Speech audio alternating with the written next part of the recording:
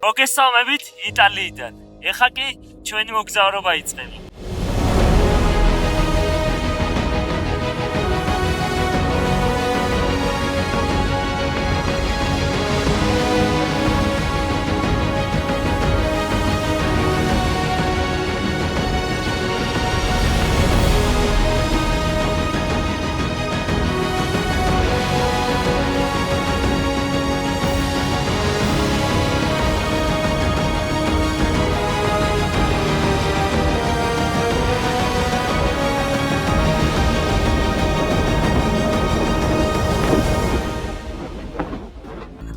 იტალიაში ერთ რამეს აუცილებლად შეამჩნევ. სადაც არ უნდა გაიხედო, აუცილებლად დაინახავ პატარა ეკლესიას, ტაძარს ან ძველ სამლოცველოს.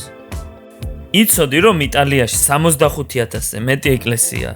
ზოგი მათგანი ცნობილია, ზოგის შესახებ არც კი გვსმენია. მე არც მქონდა დაგეგმილი მათი ნახვა, უბრალოდ გზად ხვდებოდნენ პატარა ტაძრები და ეკლესიები. მაგრამ როცა უყურებ, გრძნობ რამდენი საუკუნე აქ დგანან ეს საოცრებები. ყველას გადაღებას ფიზიკურად ვერ მოვასწრებ. ეს არ არის შემთხვევითობა, ეს იტალიაა, სადაც ისტორია უბრალოდ გზაზეა.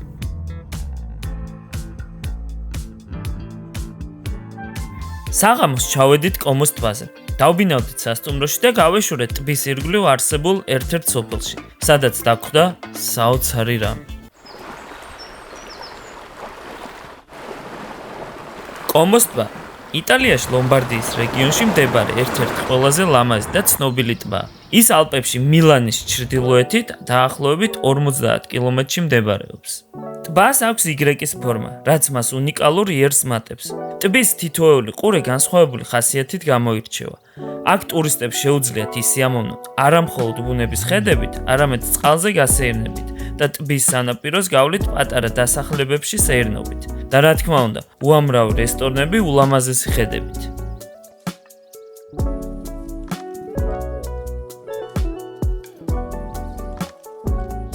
შევკვეთე პიცა და პასტა ბოლონეზა, ნახოთ აბა რა გამოვა.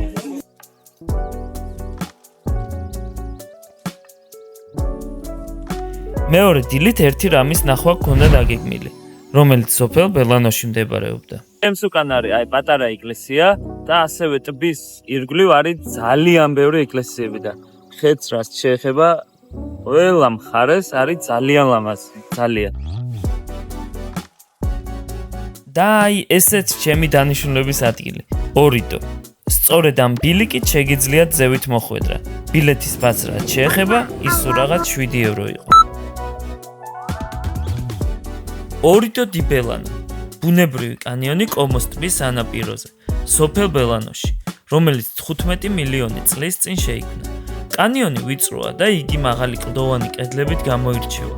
მასთან მისასვლელად ხის ბილიკები და ხიდებია მოწყობილი. ამ ადგილს ადგილობრივები დემონის ხეობასაც უძახიან თავისი მისტიურობის გამო.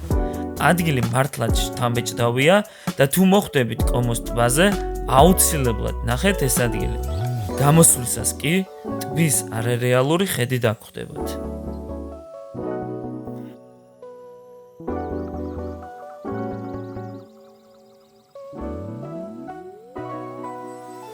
კომოს ტბიდან კი გავეშურეთ ტბა გარდასკენ. მოვადექით პარკინგს, საიდანაც შეგვეძლო პირდაპირ დანიშნულების ადგილზე მისვლა. ტურისტების რაოდენობას აღარ ვახსენებ, ყოველთვის და ყველგან ძალიან ბევრნი იყვნენ.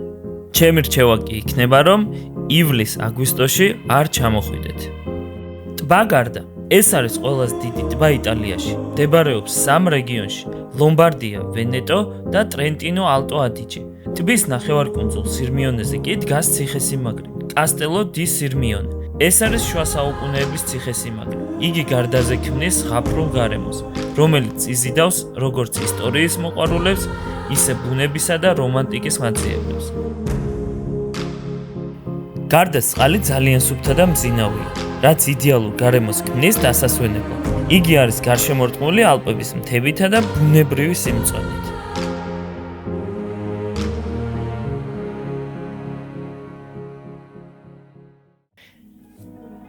ციხესიმაგრეში შესვლა იწყება ხის ხიდით. ციხესიმაგრე გარშემორტყმულია წყლით, რაც ქმნის შთაბეჭდილებას, რომ წყლის ციხესიმაგრეში შედიხარ. პატარა ქუჩები კი უბრალოდ საოცრებაა. ხოლო ნაყინი კი ამ ქუჩების ყველა კუთხეში იყიდება. რომც არ გინდოდეთ ყიდვა, მაინც იყიდით ნაყინს.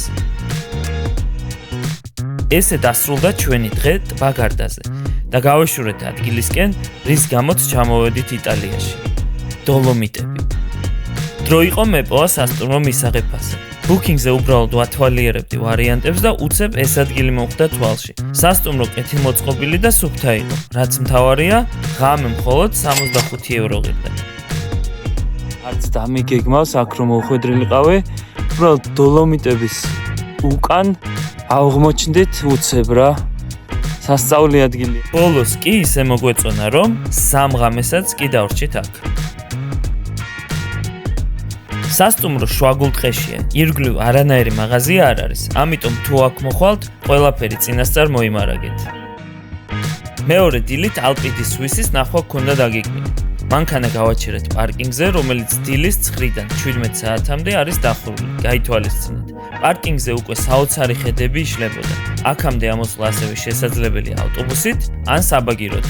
აქედან კი შეგიძლიათ ავტობუსით განაგრძოთ გზა ან ფეხით, თუ არ გეზარებათ 3 საათის სიარული. გზა გადის მინდვრებსა და ტყეებს შორის. გარშემო კი დგას ალპური სახლები და დოლომიტების მთები. ავტობუსიდან გადმოსვლისთანავე შეგიძლიათ საბაგიროთი უფრო მაღლა ახვიდეთ. საბაგიროს 2150 მეტრის სიმაღლეზე აყავთ და მისი ფასი 22 ევროა. საბაგირო ნელა ადის ტყიან ფერდობზე. ქვევით გრჩება მწვანე მინდვრები და მოლილივე ძროხები. როგორც კი საბაგიროდან ჩამოხვალ, წინ გეშლება დოლომიტების მთები. ისე ახლოს თითქოს ცხელით შეგიძლია შეეხო. აქვე პატარა მოსასვენებელი სივრცეა და რესტორანი, რომელიც სამწუხაროდ ჩვენ დაკეტილი დაგვხდა.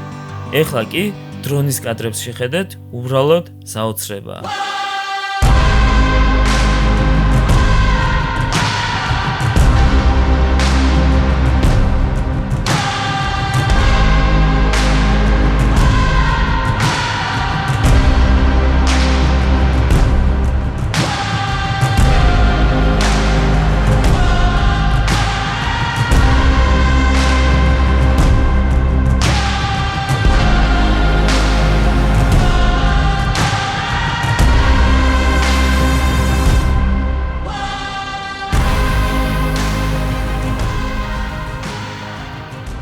იქვე გავყევით ერთ ბილიქს, რომელმაც პირდაპირ ცხენებთან მიგვიყვანა. ისინი ამ პეიზაჟის ფონზე მართლაც დიდებულად გამოიყურებოდნენ. სრული სიმშვიდე. აქ ზევით სხვა რიტმში ცხოვრობს ყველაფერი.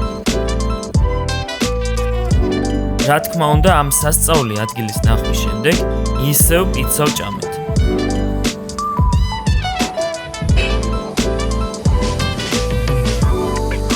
შემდეგ კი გავეშურეთ ტაძარ სანტ მაგდალენას სანახავად. პარკინგიდან გადასაღებ წერტილამდე სადღაც 20 წუთი დამჭირდა და იქედან სასწაული ხედი იშლება.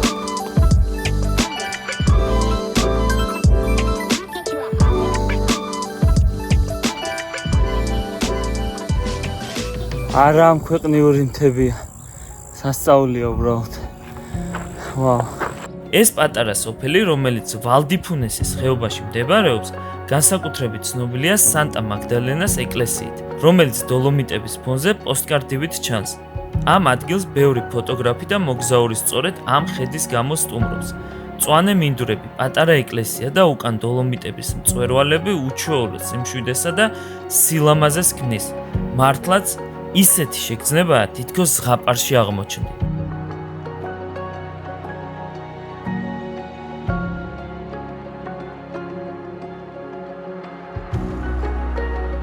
და გრძელდება ჩვენი მოგზაურობა და შემდეგი ჩვენი გაჩერება დოლომიტების საოცრება ლაგო დი კარეცა. პარკინგი ტბასთან ახლოსაა. გაჩერებიდან კი სულ რამოდენიმე მეტრში არის გვირაბი, რომელსაც პირდაპირ ტბასთან გაყავხარ. გვირაბიდან გამოსვლისთანავე უკვე თვალწინ ზურმუხტისფერეთ მაგ ხვდება. ფონად კი გიგანტური ხეები და მთები, რომლებიც თითქოს ზეცას წუდებიან.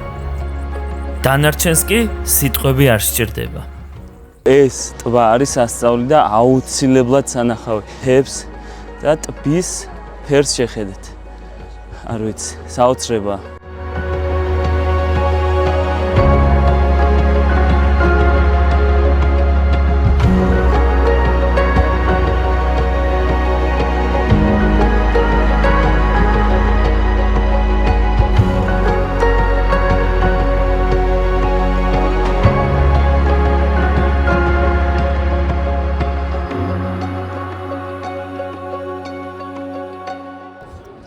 ამ სასწაულის ნახვის შემდეგ კი, რა თქმა უნდა, ისევ პიცის საჭმელად წავედით. ასევე ავიღეთ პასტა და რისოტო, როგორც ყოველთვის იტალიაში ყველაფერი გემრიელია. და გრძელდება ჩვენი მოგზაურობა. ამჯერად ჩვენი გაჩერება ერთ-ერთ ყველაზე ცნობილი და ფოტოგენური ადგილი დოლომიტებში, ლაგო დი ბრაიესი. პარკინგი აქ საკმაოდ დიდია, მაგრამ სეზონზე განსაკუთრებით დილით და შუადღეს უკვე სავსეა ტურისტებით. პარკინგიდან ტბამდე სულ რამდენიმე წუთია სავალი. გზად კი უკვე იგრძნობა ის საოცარი ატმოსფერო, რაც აქ გელოდებათ. ტბასთან მისვლისთანავე თვალწინ გადაგეშლებათ საოცარი ლაჟვარდისფერი წყალი, რომელსაც გარშემო აკრავს მთები და მწვანე ტყე. აქვე არის ცნობილი ხის ნავები, რომლებიც შეგიძლიათ იქირაოთ და ტბის შუაგულამდე გაცურვოთ, რაც ხედებს კიდევ უფრო საოცარს გახდის. აქ ატმოსფერო მართლაც ზღაპრულია.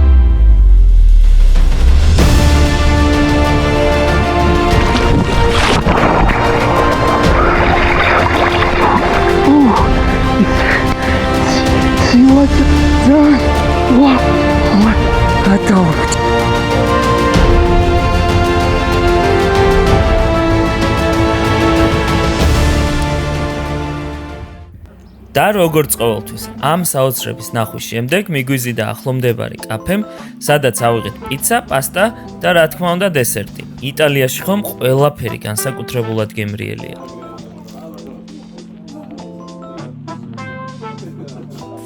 შემდეგ სანვილიჩიოს სასტუმროში შემთხვევით აღმოჩნდით და ძალიან გაგვიხარდა. გარემო ნამდვილად საოცარი, კომფორტული და მშვიდი იყო.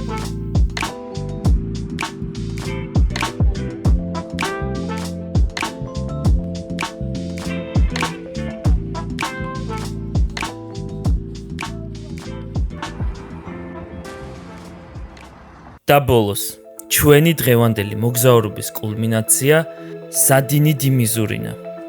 სანამ ლაშქრობას დავიწყებთ, მნიშვნელოვანი რამ, პარკირება აქ წინასწარ ონლაინ უნდა დაჯავშნოთ. სხვა შემთხვევაში ადგილამდე ვერ მიხვალთ. ღირებულება 40 ევროა და მხოლოდ დაჯავშნის შემდეგ მიიღებთ დაშვების უფლებას, ასე რომ დაგეგმეთ წინასწარ. უკვე აქ მოსულებს საოცარი ხედი დაგხვდებათ. პარკინგიდან ვიწყებთ ლაშქრობას და უკვე იგრძნობა, რომ რაღაც განსაკუთრებულისკენ მიიწევთ. გზა არ არის რთული, თუმცა აუცილებლად გირჩევთ კომფორტული ფეხსაცმელი ჩაიცვალოთ. ბილიკი ზოგჯერ კლდოვანიცაა, ზოგჯერ კი უბრალოდ წვრილ ქვებზე გადის, მაგრამ რაც უფრო წინ მიიწევთ, მით უფრო ძლიერად იზრდება მოლოდინი. თავად ნახეთ თუ რა სანახაობაა გზად.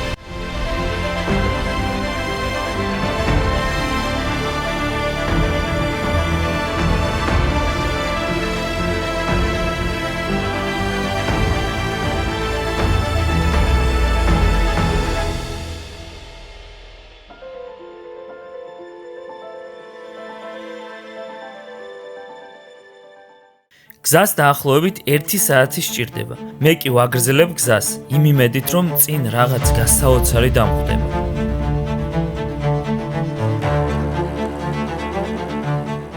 პირდაპირ აი ხრამი არის ჩემს უკან რა. და რაც შეეხება სილამაზეს, არ ვიცი, ესეთი ლამაზი არაფერი არ მინახავს ჯერ, სასწაული, აი უბრალოდ წარმოუდგენელი სილამაზეა. სად დავდივარ? აი აქ არის ხრამი, და აქ ვარ მე და ჩვენი დანიშნულების ადგილიც უკვე ჩანს თითქმის მივედი